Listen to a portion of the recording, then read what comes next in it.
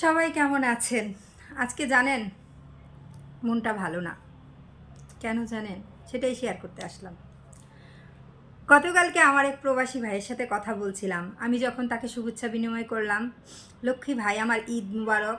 তাকে কিন্তু আমি একদম খুব ভালোবাসি, ছোট ভাইয়ের মতো করে। "ভাই, ঈদের দিন কী খেলে? নতুন জামা কিনলে কিনা? নতুন জামা পরলে কিনা?" ভাইটা যখন উত্তর দিল, আমার চোখ দিয়ে এমনিতেই জল পড়া শুরু করলো।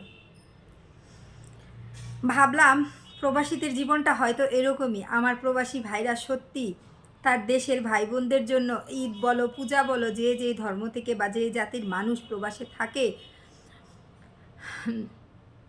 আমি আসলে কথাগুলো বলতে আমার অনেক কষ্ট হইতেছে। কারণ ভাইটার সাথে যখন আমি কথা বলি, বলল, "দিদি, সবার জন্য ঈদের কেনাকাটা করছি বাড়ির। এমনকি বাড়ির যে মানে কাজ করে তার জন্য কিনতে কোনো কিছু বাদ রাখি নাই। কিন্তু নিজের জন্য কিচ্ছু কিনি নাই।" তখন আমি জিজ্ঞাসা করলাম, "কেন ভাই, কিছু কিনো নাই কেন তোমার জন্য? তুমি কি এবার ঈদে কি সেমাই খাও নাই, পায়েস খাও নাই, একটু গরুর মাংস খাও নাই?" আমার সনাতন ধর্মের ভাইয়েরা খারাপ ভাববেন না। ওই ভাইটা মুসলিম। আমি ওকে গরুর মাংসের কথা জিজ্ঞাসা করছি। কারণ তাদের ঈদের মধ্যে সেমাই, গরুর মাংস এটাই হচ্ছে মুসলিম ধর্মের প্রধান খাবার।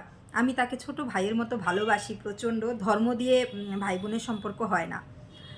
তো যখন বলল যে, "দিদি, যদি একটু সেমাইও খাইতে যাই, সেটাও তো পয়সা দিয়ে কিনা খাইতে হইব। কেউ তো মুখের সামনে তুইলা দিয়া কয় না যে, বাবা খা, ভাই খা, বোন খা।" তো জিজ্ঞাসা করলাম যে, "ভাই, তাহলে ঈদ কীভাবে কাটাইলা?" বলল, "ঈদ কাটাইছি কর্মস্থলে।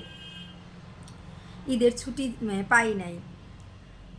কিন্তু বাড়ির গৃহকর্মী হইতে শুরু কইরা যতই ছিল সবার জন্য কাপড়-চোপড় দিছি। সবার মুখের হাসিটা দেখাই আমার ঈদের পরিপূর্ণতা।"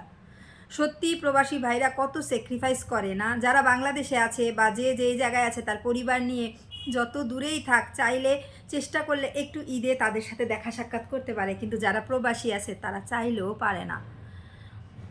কর্মস্থলে বসে বসে কথা বলতেছিল, আর আমার ভাইটার চোখ দুইটা মনে হইতেছিল আমার কাছে তার কণ্ঠ ভারী হয়ে আসতেছিল, ছলছল করতেছিল।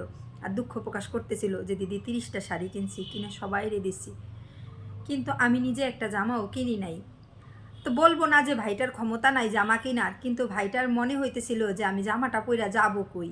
ঈদের পোশাকটা, আমি বলবো না যে প্রবাসী ভাইদের ঈদের জামা কাপড় কেনার ক্ষমতা নাই, অবশ্যই আছে।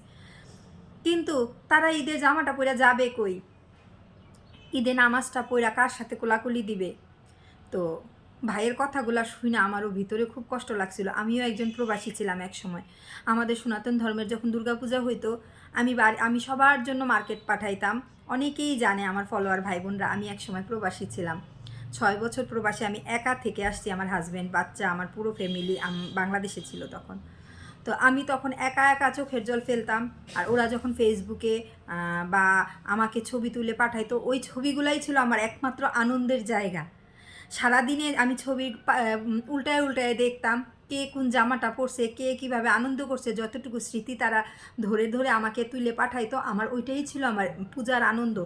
তো ভাইটার কথা শুনে আমার খুব কষ্ট লাগছে। সকল প্রবাসী ভাইদেরকে আমার তরফ থেকে অসংখ্য অসংখ্য ভালোবাসা, এবং তাদের এই যে পরিবার রেখে বিদেশে থাকতেছে, প্রবাসে থাকতেছে পরিবারের জন্য, সুখের জন্য, তাদের এই স্যাক্রিফাইস আসলে কোনো পরিবার দিয়ে মানে ধন্যবাদ বা কৃতজ্ঞতা প্রকাশ করে দিয়ে তাদেরকে ছোট করা যাবে না। আর সবশেষে প্রবাসী ভাইরা দেশে গেলে কি পায়, কি হয়, সেটা তো আপনারা দেখেনি। আমি নিজেও ভুক্তভোগী, আমিও একজন প্রবাসী ছিলাম একসময়। তো আর কি, এই ভিডিওটা আসলে ওইরকমভাবে করা ছিল না। ওই ভাইটার কথা আপনাদের সাথে একটু শেয়ার করলাম, এই আর কি। সবাই ভালো থাকবেন।